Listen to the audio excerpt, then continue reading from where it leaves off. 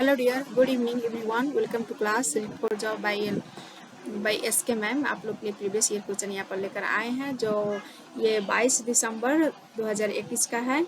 21-22 जो online paper हुआ था वो इसी का है और ऑफलाइन जितना भी हुआ था उस सभी को हम कर चुके हैं और यहाँ पर 21-22 को जो भी पेपर हुआ था उसका भी हम प्रीवियस ईयर क्वेश्चन दे चुके हैं आप लोग को पूरे एक्सप्लेन के साथ। आप लोग चाहे तो देख सकते हैं क्योंकि देखना अतिआवश्यक है क्योंकि आप लोग को जो कंसेप्ट तैयार करना है वो प्रीवियस ईयर क्वेश्चन से ही करना है, चाहे मेरा देखिए फिर किसी का देखिए। तो बार बार इसको देखने से ही आप लोग का कंसेप्ट तैयार होगा। सिर्फ एक बार या दो बार देखने से यहाँ पर कंसेप्ट आप लोग को तैयार होने वाला नहीं है क्योंकि यहाँ पर क्वेश्चन पहले जो आता था रटा हुआ क्वेश्चन होता था, लेकिन यहाँ पर अब जो क्वेश्चन कंसेप्चुअल क्वेश्चन है और एक ही क्वेश्चन कितना बार कहा गया है, किस तरह से मोड़ मोड़ के बनाया गया है, आप लोग को देखना बहुत जरूरी हो गया है। ओके, तो यहाँ पर देखेंगे हम क्वेश्चन जो पार्ट 1 में है वो 11 तक कर चुके हैं और फिर हम आप लोग को पार्ट बाई पार्ट पूरी एक्सप्लेन के साथ देने की कोशिश कर रहे हैं। ओके, तो हम देखेंगे यहाँ पर क्वेश्चन आ गया हमारा कि 12 क्वेश्चन है हमारा।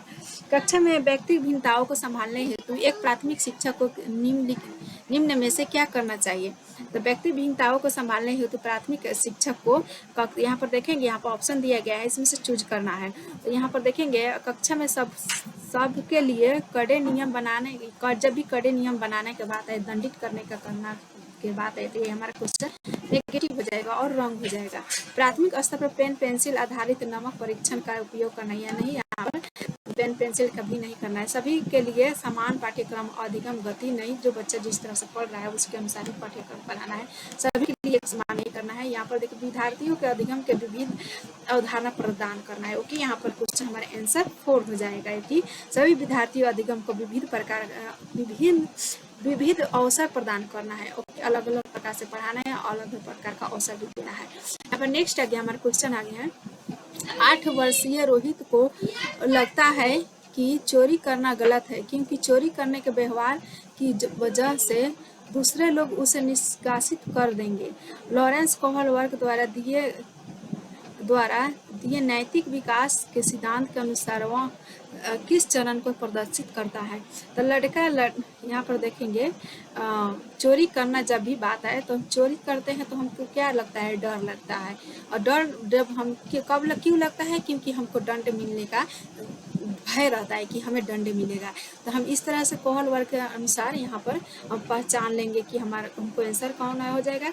इसमें अच्छा तो कहेंगे नहीं, सामाजिकरण तो आया ही नहीं, यहाँ पर दंड और आज्ञाकारिता उन्मुक्ता हो जाएगा, आंसर हमारा 2 हो जाएगा। नेक्स्ट आया, इस तरह से हम क्वेश्चन का भी आंसर पता कर सकते हैं। ओके, देखेंगे बच्चों द्वारा पूरे वर्ष के दौरान दिए गए विभिन्न कार्यों का संग्रह जिसका लक्ष्य उनके प्रदर्शन का रिकॉर्ड करना है क्या कहलाएगा। तो इसको पोर्टफोलियो कहेंगे। पूरे वर्ष का जो रिकॉर्ड तैयार होता है उसको हम पोर्टफोलियो कहेंगे। नेक्स्ट आगे 50, हाँ, एक प्रगतिशील स्कूल में दी गई शिक्षा बच्चों को डैश बनाती है, क्या बनाता है, सक्रिय अन्वेषण बनाते हैं। जब प्रगतिशील स्कूल में एक प्रगतिशील स्कूल में दी गई शिक्षा बच्चों को सक्रिय अन्वेषण बनाता है। नेक्स्ट आ गया हमारा खोजकर्ता बच्चे को मेहनती बनाता है। ओके, प्रवाह विस्तारीकरण और लचीलापन निम्न में से किसके लक्षण है। प्रवाह विस्तारीकरण यहाँ पर सृजनात्मकता का लक्षण है। यहाँ पर लचीलापन अपना विस्तार से भी सीख रहा है और सिंपल से भी सीख रहा है और खोजबीन भी कर रहा है, तो इसको हम सृजनात्मकता कहेंगे।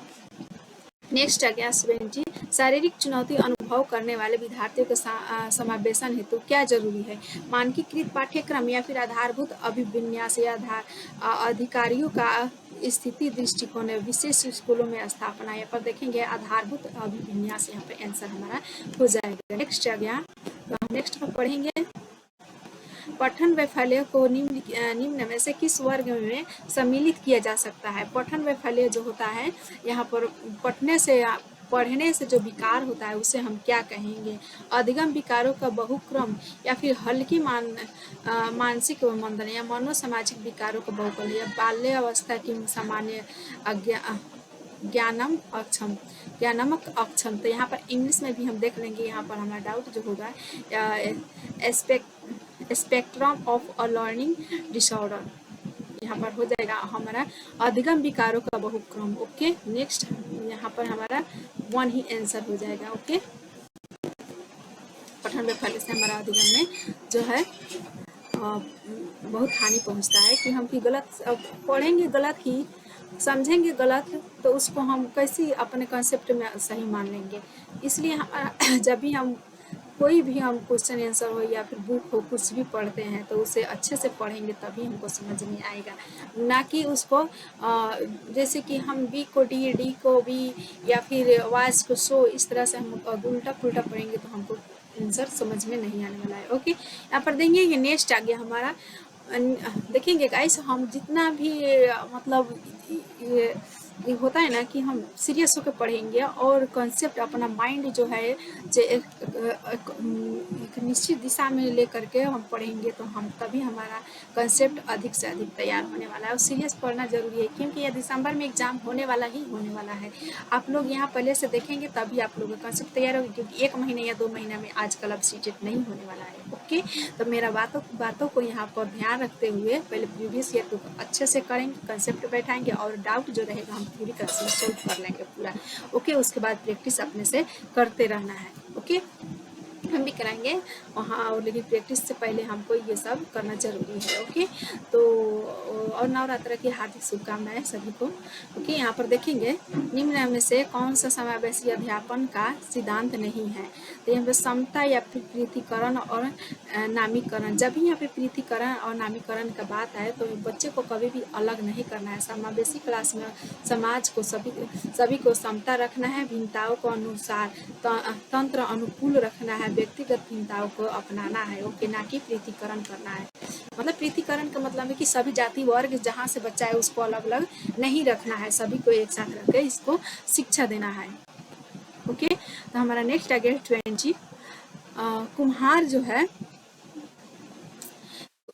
कथन है और रीजनिंग, यहाँ पर रीजनिंग का क्वेश्चन यहाँ पर बन रहा है, इसी को रीजनिंग कहा जा रहा है। कथन और तर्क जो आ रहा है हमारा क्वेश्चन, इसी को रीजनिंग कहा जा रहा है सीडीपी में। ओके, यहाँ पर देखेंगे कथन ये है, कुम्हार समुदाय से संबंधित बच्चों संख्या संरक्षण से पहले द्रव्यमान संरक्षण सीख लेता है। और तो यह यहाँ पर भी सही कुम्हार समुदाय के संबंधित बच्चे जो है, जो नीच जाति से बच्चे जो आ रहा है वो संख्या संरक्षण से पहले द्रव्यमान संरक्षण सीख लेता है, क्योंकि उसको बेचने और संख्या से पहले उसको बेचने का उसको हो गया है, पहले से ही उसको अनुभव हो गया है कि हम क्या क्या हम बेच रहे हैं। क्योंकि कुम्हार के बच्चे तो यहाँ पर बनाया जाता है, कुम्हार से वहाँ पर क्या कहा जाता है उसको, घैला वगैरह दियरी जो होता है उसको बना करके रखता है और ले जाकर बाजार में बेचता है। तो उसको पहले से ही पता रहता है कि ये कितना का हो सकता है, ये नहीं। तो इसलिए इसके तर्क क्या कर रहा है, अधिगम और विकास एक सामाजिकरण सांस्कृतिक परिप्रेक्ष्य में है। जो सीखना जो विकास है इसका जो सामाजिक सांस्कृतिक परिप्रेक्ष्य से होता है, तो ये भी सही है। ओके, जो कुम्हार है जो हम पढ़ते नहीं है, समाज से ही हम सीखते हैं, तो ये और भी दोनों सही है और व्याख्या करता है। ओके, यहाँ पर हमारा फर्स्ट ही सही हो जाएगा। नेक्स्ट आ गया, जब छात्र एक व्यवहार को अवलोकन द्वारा सीखते हैं तो इस प्रक्रिया का प्रथम चरण क्या होता है। जब छात्र एक व्यवहार को अवलोकन द्वारा सीखते हैं तो उसे हम क्या कहेंगे, प्रतिमान की प्रक्रियाओं को याद करना नहीं, यहाँ पर याद भी आए तो इसको नेगेटिव मानेंगे। प्रतिमान पर ध्यान केंद्रित करना या फिर अपने द्वारा अनुकरण किए गए व्यवहार का आकलन, प्रतिमान के व्यवहार के दोहराने का आकलन, ये दोहराना अनुकरण नहीं, या प्रतिमान पर ध्यान केंद्रित करना होता है। ओके, यहाँ पर यहाँ पर देखेंगे, यहाँ पर हमारा सही आंसर यही हो जाएगा, प्रतिमान पर ध्यान केंद्रित करना। भी हम ध्यान केंद्रित करेंगे तभी हमारा अधिगम हो पाएगा। हम अंतर मन से सीखना चाहेंगे तभी हम सीख पाएंगे, बल्कि किसी को कहने पर या किसी को यहाँ पर पुरस्कार देने से यहाँ पर हम नहीं पढ़ पाएंगे, या फिर दंड देने से हम नहीं पढ़ पाएंगे। जब तक अपने अंतर मन से हम कहेंगे कि हमको कुछ सीखना है, हमको आगे बढ़ना है, तभी हम यहाँ पर पढ़ पाएंगे, अधिगम कर पाएंगे, सीख पाएंगे। निम्न अधिगमकर्ताओं द्वारा की गई त्रुटियों को समझाना। एक अध्यापिका के लिए महत्वपूर्ण क्या है, तो अधिगमकर्ताओं द्वारा त्रुटि की, जब त्रुटियां अधिगम करते समय जब त्रुटियां होता है तो उसको क्या माना जाता है, वह कम, तो बच्चे को हम क्या कहेंगे कि वह कमजोर और तीव्र छात्रों की पहचान करता है, नहीं, वह अधिगमकर्ताओं की चिंतन प्रक्रिया को समझ सकती है, या फिर वह अधिगमकर्ताओं की लापरवाही के बारे में अभिभावकों को सूचित करना चाहिए, नहीं करना